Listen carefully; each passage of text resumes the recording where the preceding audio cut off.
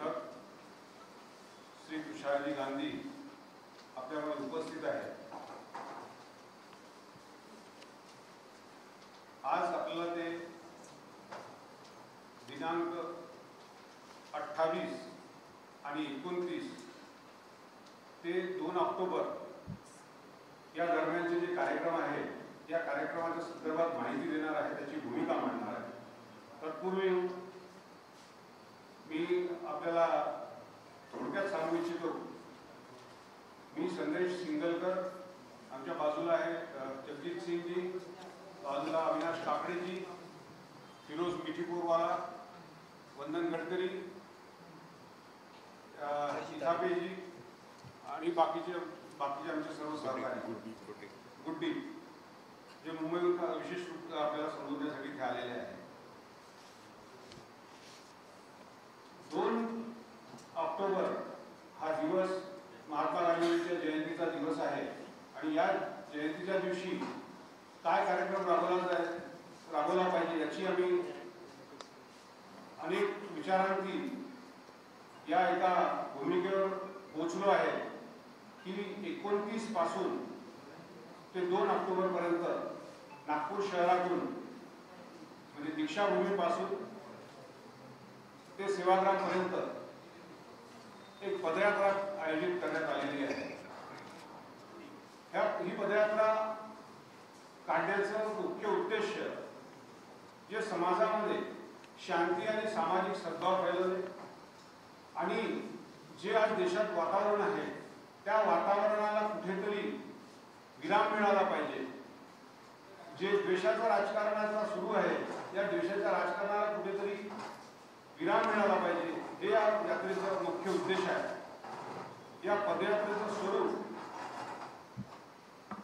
दीक्षाभूमी पासून ते सेवाग्राम आश्रमपर्यंत असणार आहे। यामध्ये मुख्यतः 3 पडाव असणार आहे। पहिला पडाव जो आहे तो बुटीबोरीचा असणार आहे, दुसरा पडाव केळझरला आणि तिसरा पडाव नालवाडी वर्धेला। या तिन्ही पडावामध्ये जाहीर सभेचं आयोजन करण्यात येणार आहे। तत्पूर्वी 28 तारखेला संध्याकाळी संविधान चौकामध्ये एका मोठ्या जाहीर सभेचं नियोजन करण्यात आलेलं आहे। मी या पदयात्रेमध्ये जे पदयात्री सहभागी होणार आहे त्या पदयात्रीचं सिलेक्शन जे आहे ते गुगल फॉर्मच्या स्वरूपात आम्ही करणार आहे आणि आज त्या गुगल फॉर्मच्या उद्घाटन आज आम्ही इथे करणार आहे। तसेच या पदयात्रेचा लोगो सुद्धा आपल्या समोर आज रिव्हील करणार आहे। या पदयात्रेमध्ये मुख्य यात्री म्हणून 75 यात्री राहणार आहे, कारण संविधानाला 75 वर्ष पूर्ण झालेले आहे आणि 75 आपण साजरी करताय, अमृत महोत्सव आपण साजरा करताय संविधानाचा, त्यामुळे आम्ही देशभरातून फक्त 75 पदयात्री या पदयात्रेमध्ये सहभागी करून घेणार आहे, जे मुख्य पदयात्री असतील। आणि महात्मा गांधींची जी जयंती आहे ती 156वी जयंती आहे, त्यामुळे नालवाडी टू वर्धा, नालवाडी टू सेवाग्राम या यात्रेदरम्यान 81 पदयात्री आपल्याला जुळतील। ते 81 पदयात्री असे 81 आणि इकडे 75 असे मिळून 156 पदयात्री शेवटच्या टप्प्यामध्ये आपल्या सोबत राहणार आहे। तसेच या पदयात्रेमध्ये आपण सर्व राजकीय पक्षांना आवाहन केलेले, आताच सर्व राजकीय पक्षांची बैठक झाली, त्या बैठकीमध्ये सर्व राजकीय पक्ष या पदयात्रेमध्ये आम्हाला सहभाग द्यायला तयार आहे। या यात्रेमध्ये जवळपास आमची अपेक्षा अशी आहे की किमान 500 ते 1000 पदयात्री या पदयात्रेमध्ये आमच्या सोबत चालणार आहे, जे रोज एकेका दिवसाची टप्प्याटप्प्याने ते पदयात्रा पूर्ण करतील।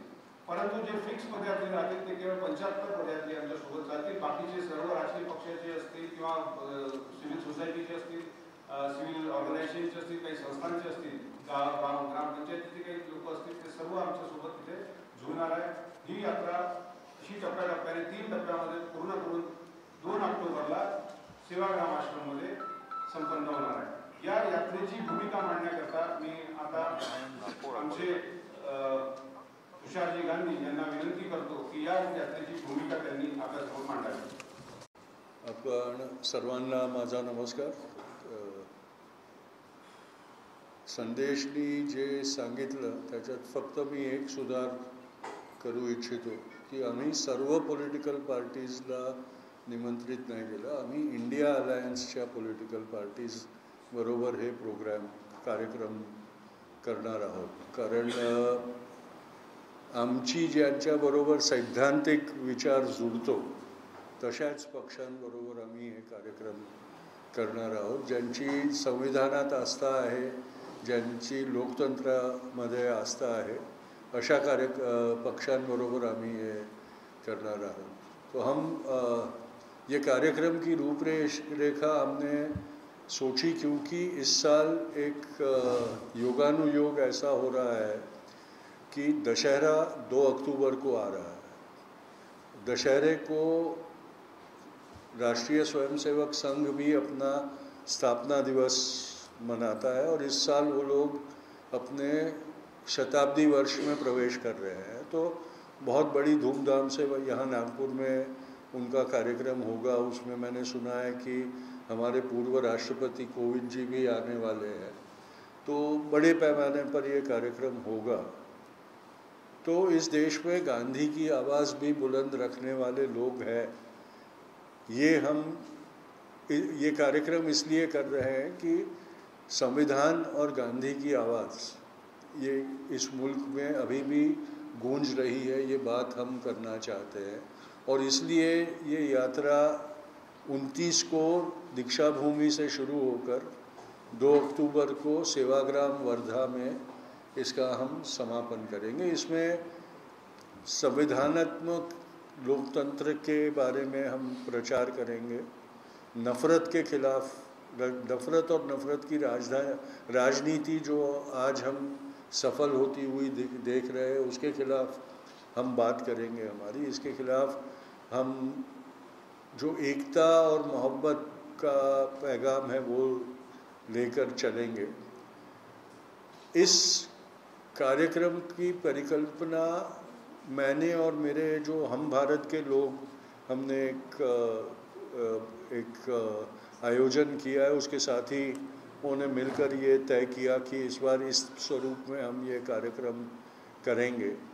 तो और फिर उसमें नागपुर के हमारे साथियों से जब हमने बात की तो जो हमें प्रतिसाद मिला उससे ये लगने लगा कि ये कार्यक्रम बहुत बड़े पैमाने पर हो सकता है, क्योंकि अभी तक हमने जिन जिन के साथ बात की है उन सारों ने हमारे साथ जुड़ने की हमें दी है। आज सुबह इंडिया अलायंस के जो प्रमुख पक्ष है उनके नागपुर के प्रतिनिधियों के साथ हमने बैठक की, क्योंकि आयोजन में हमको उनका साथ लगेगा। और जिस कदर राष्ट्रवादी कांग्रेस और जो लेफ्ट पार्टीज़ हैं इंडिया अलायंस के, वो उसमें आए, उनके प्रतिनिधि इसमें आए और जिस प्रकार उन्होंने हमारा समर्थन किया इस कार्यक्रम का, तो ये कार्यक्रम अब एक ट्रूली डेमोक्रेटिक उसमें होना। इसमें हम किसानों के मुद्दे लेने वाले हैं, इसमें किसान नेताओं को हम देश भर से बुलाएंगे।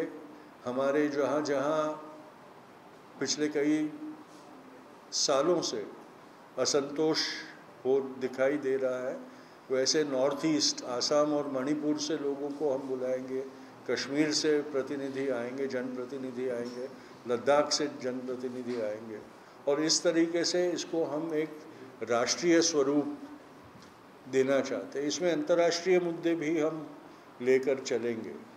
तो ये एक जनता के मुद्दे और लोकतंत्र को जो सबसे ज़्यादा अहमियत रखते हैं उसके मुद्दे हम इसमें लेंगे। इसमें बिहार में जो सर का मुद्दा अभी ज़ोर में चल रहा है, वोट चोरी का मुद्दा जो ज़ोर में चल रहा है, उसके बारे में भी हम जनता से बात करेंगे, उसके भी मुद्दे लेकर हम चलेंगे। तो इस तरीके से हम ये बात करने वाले। और सबसे बड़ा कारण जो है वो जो महाराष्ट्र के मुख्यमंत्री ने जो बयान दिया था वर्धा में कि गांधीवादी संस्थाओं में जो अर्बन नक्सल घुस गए हैं उनको भी हम ठिकाने लगाएंगे, तो हम ये बात कहना चाहते हैं कि गांधीवादी ज़रूर क्रांतिकारी है, लेकिन वो देशभक्त क्रांतिकारी है। ये बात वो भूले नहीं, इसका भी प्रमाण हम उनको देना चाहते हैं। तो इसमें हम सबको हमारे साथ लेकर चलने की कोशिश करने वाले हैं और ये सारे मुद्दे आपकी सहकार्य से हम राष्ट्र और अंतर्राष्ट्रीय तौर पे लोगों तक ले जाना चाहते हैं। इसलिए आज आपके साथ मिलकर ये बात का ऐलान हम कर रहे हैं कि ये भले 29 या 28 तारीख से 2 तारीख का कार्यक्रम हो, लेकिन ये एक शुरुआत है। जिस तरीके से 42 में बम्बई में क्विट इंडिया मूवमेंट की शुरुआत की गई, जिस तरीके से 74 का संपूर्ण क्रांति का ऐलान जेपी ने किया, उसी तरह से लोकतांत्रिक भारत के लिए एक लड़ाई, एक लोगों की एक जन आंदोलन, इसके लिए 2 अक्टूबर के दिन का लेकर हम ये करने वाले हो। हमने जिन इंडिया अलायंस के पक्षों के नेताओं से बात की है, उनमें से भी कई राष्ट्रीय नेता इसके लिए वर्धा में आने के लिए तैयारी उन्होंने दिखाई है और उन्होंने अपने पक्षों में भी ये बात कह दी है। तो इस तरीके से ये कार्यक्रम डेवलप होता जाएगा और जैसे जैसे इसका फाइनल स्वरूप हम बनाते जाएंगे, वैसे वैसे हम आपको इसके बारे में ब्रीफ भी करेंगे। तो ये एक जनता का कार्यक्रम है, इसमें हम युवाओं को भी जोड़ना चाह रहे हैं। मेरे साथी फिरोज़ मिठी बोरवाला और गुड्डी जी भी आपको इसके बारे में, इसके अलग अलग पहलुओं के बारे में अवगत कराएंगे। उसके बाद आपके प्रश्न होंगे तो हम लेंगे। उसके पहले इसका लोगो भी हम अनावरण करेंगे। मैं चाहता हूं कि गुड्डी जी और फिरोज़ जी बोल लें, फिर हम ये लोगो आपके सामने दिखाएंगे। गुड्डी जी आप आ जाइए, आप बोलिए ना। कुछ महीनों पहले, उस समय हम कश्मीर में थे और 2 अक्टूबर को क्या करेंगे इसकी चर्चा हो रही थी। तो सबसे पहले जो तुषार गांधी जी के जहन में आया वो था विदर्भ के किसानों का मुद्दा, क्योंकि विदर्भ में हम कोई यात्रा करें और यहाँ जो लगातार किसानों की आत्महत्याएं हो रही हैं उसके बारे में हम ना बोलें तो वो नहीं हो सकता।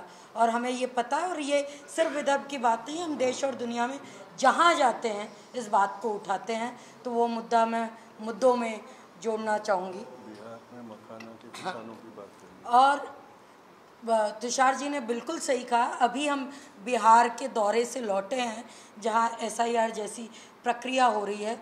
ये सिर्फ विदर्भ के किसानों का मुद्दा नहीं है। ठीक इसी तरीके की बात बिहार में मखाना जो उगाते हैं, बनाते हैं, जो यहाँ बड़ी कीमतों पे बिकता है, उनके साथ भी इसी तरीके का सब कुछ हो रहा है। उनकी भी रोजी रोटी का सवाल है। तो देश भर के किसानों का मुद्दा हम इसमें हाईलाइट करेंगे और वो सारे किसान आंदोलन का जो संयुक्त किसान मोर्चा है वो सैद्धांतिक तौर पर इसके साथ है और उसके कुछ साथी भी इसमें जुड़ेंगे। जैसा कहा कि जन आंदोलनों के कई साथी इसके अंदर जो देश के स्तर पर बड़े आंदोलनों के साथ जुड़े हैं, किसान आंदोलन, मजदूर आंदोलन, जन आंदोलन, वो यहाँ शामिल होने वाले हैं। धीरे धीरे उसके बारे में आप सबको ब्रीफिंग मिलती रहेगी।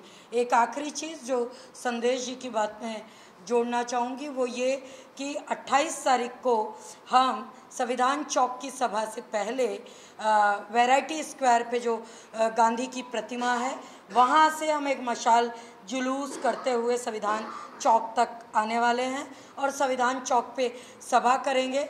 हमारी कोशिश है कि वो दिन शहीद भगत सिंह का दिन है। हम शहीद भगत सिंह से लेकर अपने आज़ादी के आंदोलनों के सभी नायकों को जोड़ने की कोशिश करें, उनका समन्वय करने की कोशिश करें। ये हमारी बात है। बहुत बहुत धन्यवाद।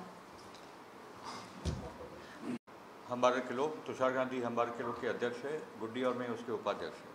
हम लोग सभी बम्बई में से आए हैं। एक्चुअली ये जो 2 अक्टूबर का जो दिन आ रहा है ये बहुत ही मतलब बहुत ही वैचारिक लोडेड किस्म का दिन है। एक जगह पे गांधी जयंती, दूसरी जगह पे दशहरा आरएसएस का फाउंडिंग, और तीसरा जगह पे 1956 में जब बाबा साहब ने धर्म परिवर्तन किया था। ये तीनों दिनों का एक संगम वो है, और इसलिए ये वैचारिक जो लड़ाई है, जो वैचारिक संघर्ष है, ये हमारी ये पूरी जो यात्रा है वो कल्पना उसको जोड़ते हैं। वैचारिक तो है, उसके साथ जो अलग आंदोलन, जो अलग संघर्ष चल रहे देश में, वो सबको सिम्बलाइज करने के लिए, वो सबकी बातें पहुंचाने के लिए, जैसे राष्ट्रीय स्तर पे से मणिपुर के साथी भी आएंगे, जम्मू कश्मीर लद्दाख के साथी भी आएंगे, अलग अलग देश के जहाँ जहाँ इस किस्म के आंदोलन चल रहे वो भी आएंगे। उसमें से ये भी आपको कुछ पॉजिटिव बात बता दूं कि ये बात हो चुकी है कि शरद पवार जी से डायरेक्टली बात हो चुकी है। शरद पवार जी ने 2 अक्टूबर का कंफर्मेशन दिया है कि वो 10 बजे सेवाग्राम आश्रम आ जाएंगे। अभी तुषार जी बिहार में थे तो उन्होंने राहुल गांधी जी से बात की, वहाँ से भी पॉजिटिव ही है। और हर्षवर्धन सपकाल जी जो महाराष्ट्र के अध्यक्ष है कांग्रेस के पार्टी के, उनसे तो 3 महीने पहले बातचीत हम लोगों ने शुरू की थी। तो ये सभी पार्टियों का पूरा समर्थन है ये पूरे हमारे विचारों के साथ। तो इतना है कि नागपुर से वर्धा का ये जो पूरा मार्च है वो इतना हम लोग उसको हम तो समझते हैं कि एक राष्ट्रीय पूरा फोकस उस पर आने वाला है। तो ये पूरा एक नेशनल फोकस इस पर ज़रूर आएगा, और उसमें ज़रूर ये है कि वोटर फ्रॉड का मुद्दा तो होगा ही होगा। वोट चोरी का मुद्दा हम पहले भी ईवीएम को लेकर बात कर चुके हैं, और वोट फ्रॉड की बात, क्योंकि महाराष्ट्र को चुनाव भी उसी लाइन पे जो राहुल गांधी ने बात बोली थी। किसानों का मुद्दा होगा। इस बार महिला और नौजवानों को बहुत बड़े पैमाने पे जोड़ा जाएगा, हर समाज के हर घटक को जोड़ा जाएगा। इसलिए दलित आंदोलन, ओबीसी आंदोलन, सभी आंदोलनों से बात आज सभी मीटिंग में संदेशवा ने सबको बुलाया था। तो एक बहुत व्यापक किस्म का एक ये यात्रा 4 दिन की होगी। शुरुआत भी भगत सिंह के दिन से हो रही है, उनकी जयंती के दिन। तो आप देखेंगे भगत सिंह को जोड़ना, बाबा साहेब, गांधी, ये सभी जो हमारे प्रगतिशील लोकतांत्रिक विचार है, जनवादी विचार है, ये सबको लेकर ये यात्रा आगे बढ़ेगी। इसको आप कैसे देखते हैं? दूसरा, वोट है जो वोटर्स लिस्ट मैनिपुलेशन है, इसके ऊपर जो इलेक्शन कमीशन है, आपको क्या लग रहा है उसकी जो विश्वसनीयता है, उनकी जो इंटीग्रिटी है, कॉम्प्रोमाइज हुई है? बिल्कुल हुई है। मैं पहला जो पार्ट है वो लेना चाहता हूँ, और वो जो हमारे ऊपर आक्षेप फडणवीस जी ने लगाया कि गांधीवादी संस्थाओं में अर्बन नक्सल घुसे हैं, और एक तरीके से उन्होंने गांधीवादियों को अर्बन नक्सल कहा, तो उसके खिलाफ मैं ये कहना चाहता हूँ कि गांधीवादी वो है जो क्रांतिकारी है, और क्रांतिकारी वो है जो सत्ता में बैठे लोगों की नींद उड़ाता है। तो ये स्वाभाविक है कि जब सत्ता का भोग कर रहे मुख्यमंत्री हो तो उनको डर लगे, और जिस विचारधारा में से वो आ रहे हैं वो हमेशा गांधी विचार से डरी हुई है, संघ की विचारधारा। तो मुझे ताज्जुब नहीं होता कि वो इस तरह के आक्षेप करे, लेकिन मैं उनको ये ज़रूर बताना चाहता हूँ कि एक बार पहले भी अरुंधति जी ने कहा था कि भाई नक्सल जो है वो गांधीयंस विद गन्स है। तो मैं मुख्यमंत्री जी को ये कहना चाहता हूँ कि हम क्रांतिकारी है लेकिन बंदूकधारी नहीं है, तो वो डरना, उनको डरना ज़रूरी नहीं है हमसे, पर हम क्रांति करेंगे। But do you suffice that in a series of articles those were titled Gandhi but with guns? So do you suffice with the idea? See, it is a contradictory term, but it is also a literary license that she had taken. She is a... Do you suffice with it? Personally, I don't. I do not agree with that, because a Gandhian would never carry a weapon. So that is something, but what she was saying was a literary definition of what the Naxalites were trying to bring about, social justice. And so we cannot debate on that, and it is not necessary to debate on that. But personally, if you ask me, a Gandhian cannot be holding a gun. That is a given. Initially, Digvijay Singh and Raj Gopal have also claimed that they are pure what you call Krantikari, do you suffice to like? वो I didn't understand. Digvijay Singh और राजू भाई इसके पहले भी कह चुके हैं और भी कई नेता जी कह चुके हैं कि माओवादी जो है वो क्रांतिकारी। हाँ, क्या आप उस बात को मानते हैं? क्रांतिकारी तो है ही, क्रांतिकारी तो है ही, और एक जो सोशल इनजस्टिस है उसके खिलाफ वो लोग लड़ रहे हैं। अब एक जन का क्रांतिकारी दूसरे लोगों का टेररिस्ट होता है, वो इतिहास से वो तय हुआ है। लेकिन संदेश ने जो कहा वो हम यात्रा की बात करें तो ज़्यादा बेहतर होगा। हाँ, और आपका जो इलेक्शन कमीशन वाला जो क्वेश्चन है, वो तो इलेक्शन कमीशन ने खुद ने अपनी विश्वसनीयता घुमा दी है, क्योंकि इलेक्शन कमीशन की सबसे पहली जो जिम्मेदारी है वो ट्रांसपेरेंसी की होनी चाहिए थी, क्योंकि जो इलेक्शन में ट्रांसपेरेंसी ना हो उस इलेक्शन पे प्रश्न उठना बहुत स्वाभाविक है। और जिस तरीके से चुनाव आयुक्त की शिनाख्त से लेकर इलेक्शन बूथ के क्लोज सर्किट टीवी के फुटेज को पब्लिक तक ना ले जाने देने के लिए जिस जल्दबाजी में लॉज लाए गए, अमेंड किए गए, उससे ये स्पष्ट होता है कि सत्ताधारी पक्ष कुछ छुपाना चाहता है और उसमें इलेक्शन कमीशन की मिलीभगत है। तो इसलिए उनकी विश्वसनीयता पे बहुत बड़ा प्रश्न चिन्ह लगा है, उसमें कोई दो बात राय नहीं है। और ये उनके जिम्मेदारी है कि वो अपनी सफाई दे। जिस प्रकार से उन्होंने, जब उनके ऊपर प्रश्न उठाए गए तो जिस प्रकार से उन्होंने चैलेंज किया कि अगर आप पुरावे नहीं दोगे, एफिडेविट नहीं दोगे तो कार्रवाई की जाएगी, वो उनकी विश्वसनीयता को और भी कम करता है। जिस तरीके से इतनी बड़ी पदयात्रा हो रही है, तो एनडीए के कोई अलायंस पार्टी से मैंने स्पष्ट किया है कि हम सिर्फ इंडिया अलायंस के साथ ये करेंगे, हम एनडीए के साथ हरगिज़ नहीं करना चाहते, अजीत पवार वगैरह जैसे कोई भी नहीं।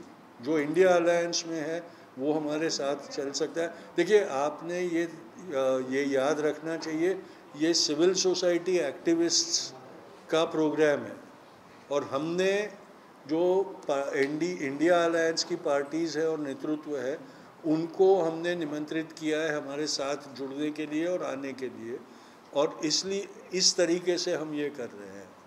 तो उसमें एक बहुत स्पष्ट सोशल और पॉलिटिकल मैसेज हम देना चाहते हैं। तो उसमें ज़रा भी एनडीए के किसी भी मित्र पक्ष को आने का कोई गुंजाइश नहीं है। तुषार जी, आपने यात्रा के दौरान स्पेशली किसानों की बात की है और स्पेशली बिहार का उल्लेख किया है, तो बिहार में महाबोधि नृत्य आंदोलन भी चल रहा है, तो क्या यात्रा के दौरान वो भी विषय इसमें रहेगा? कौन सा आंदोलन? महाबोधि का। देखिए, इसमें जो लोग अपने अधिकारों के लिए लड़ाई लड़ रहे हैं उनकी आवाज़ को बुलंद करने की हम पूरी उनको मौका देंगे। जो लोकतांत्रिक है, जिनका हमारे संविधान के ऊपर विश्वास है, संविधान को वो लोग महत्व देते हैं, प्राधान्य देते हैं, वैसे सारे जो मुद्दे हैं उनको भी हम साथ रखेंगे और जो प्रश्न हैं उनको भी हम उठाएंगे। आप बिहार विजिट किए हैं अभी रिसेंटली, सर कैसा लग रहा है वहाँ पे इस बार इलेक्शंस में? आपको क्या लग रहा है, परिवर्तन आएगा, क्या रहेगा, क्या लग रहा है? एक उम्मीद तो दिख रही है कि परिवर्तन के लिए एक उम्मीद लोगों के मन में है, एक चाह दिख रही है। लेकिन सबसे बड़ा जो मुद्दा अभी बिहार में सामान्य जनता में चल रहा है वो वोट चोरी का है। जो हमने मैं एक दिन के लिए वोटर अधिकार यात्रा में राहुल जी के साथ रहा और उसमें जो मैंने गाँवों में, कांग्रेस के वर्कर्स के मुंह से नहीं लेकिन गाँवों के बच्चों और गाँवों के लोगों के मुंह से जो वोट चोर गद्दी छोड़ का नारा स्पॉन्टेनियसली बोलते हुए सुना, वो जो उत्साह मैंने देखा है वो पहले नहीं दिख रहा था। जब परिवर्तन की चाह थी तब भी थोड़ा उदासीनता दिख रही थी, क्योंकि ये था कि कहाँ जाए हम करके। लेकिन ये वोट चोरी के मुद्दे के ऊपर एक स्पष्ट तरीके से एक वो आ गया कि नहीं, अब इसके साथ हम लड़ेंगे करके, तो एक बदलाव ज़रूर दिखा। ये मुद्दा रहेगा, मतलब बहुत बड़ा रहेगा, ये मुद्दा बहुत बड़ा रहने वाला है और ये मुद्दा बिहार के बाहर जाने वाला है। ये पूरे हिंदुस्तान में जाएगा ये मुद्दा। सर, आपने कहा है कि सिर्फ इंडिया आघाड़ी के घटक है जो इंडिया आघाड़ी के साथ नहीं है, मगर फिर भी वो संविधानिक मूल्य मानते हैं हम और वो एनडीए के साथ भी नहीं है। क्या उनको भी आप सबको वैसे सबको हम साथ में लेंगे और आपके माध्यम से ऐसे जो लोग हैं, ऐसे जो पक्ष है, ऐसे जो लोग हैं, उनको हम एक ओपन अपील करते हैं कि हमारे साथ आए। और ख़ास करके अम्बेडकरी चळवळ के जो है पक्ष भी है, नेता भी है, जो इंडिया अलायंस में भले ना हो लेकिन एनडीए में नहीं है, उनको भी हम विनती करते हैं, क्योंकि हम चाहते हैं कि संविधान की इस लड़ाई में बाबा साहेब का आवाज़, और इसीलिए हमारा जो टाइटल है उसमें संविधान पहले है और सत्याग्रह बाद में है। संविधान बाबा साहेब के साथ आइडेंटिफाई होता है, सत्याग्रह बापू के साथ आइडेंटिफाई होता है। तो ये हमने दिया है और मैं चाहता हूँ कि वैसे सारे, इसीलिए मैं ये स्पष्ट करना चाहता हूँ कि इसमें जो गणतंत्र में मानते हैं, लोकतंत्र में मानते हैं और संविधानिक लोकतंत्र में मानते हैं, वैसे सारे विचार के लोगों को हम निमंत्रित करते हैं। सर, मोहन भागवत जी ने कहा है कि भारत को देखने की कोई जरूरत नहीं है, ऋषि मुनियों ने उस ऑलरेडी जो है वो हिंदू राष्ट्र को घोषित कर दिया बिल्कुल। है, जो मानेगा उसका भला है, जो नहीं मानेगा उसका मतलब भला नहीं है, ऐसा उनका कहना है। और उनको ऋषि मुनियों की अब चाह बढ़े वो अच्छा है, क्योंकि उनका वानप्रस्थी का समय आ गया है।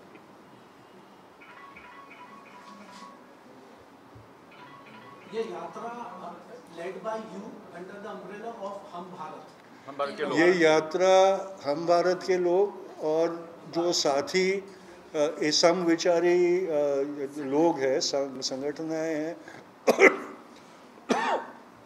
लोग हैं, वो जुड़ेंगे।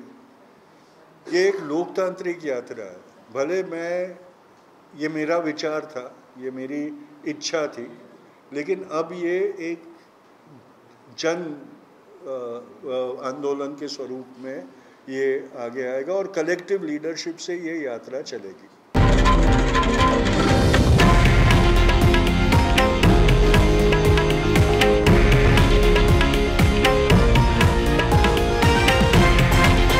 हे आहे देशातील नंबर 1 न्यूज नेटवर्क आणि आपण पाहत आहात TV9 मराठी, एकमेव।